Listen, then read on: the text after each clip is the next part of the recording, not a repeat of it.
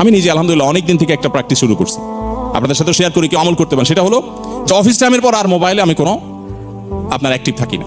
বেশিরভাগ সময় হয় এরোপ্লেন মোড করে ফেলি, আর নাহলে বন্ধ করে ফেলি, আর নাহলে সাইলেন্ট করে ওটাকে গাড়িতে রেখে, অফিসে রেখে, ডেস্কে রেখে তারপর বাসায়।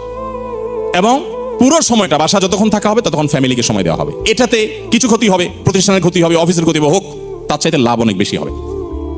যারা বিভিন্ন প্রতিষ্ঠান পরিচালনা করে, অনেক কাজ কাম আছে, প্রথমে একটা বাটন ফোন নিয়ে নেন যে এইটা থেকে এতটা পর্যন্ত বাটন ফোনে আছে, আমার ফোনটা অমুকের কাছে থাকবে, ইমার্জেন্সি কিছু হলে আমাকে জানাবা, আদারওয়াইজ আমি নাই, বাচ্চাদেরকে সময় দিব। বেশিরভাগ বাপ দেখবেন বাসায় ঢুকতে ঢুকতে মোবাইলে কথা বলতে, হ্যাঁ ভাই ঠিক আছে অমুক জায়গায় এতটা মাল পাঠায় দেন, এসব বলতে বলতে ঢুকে।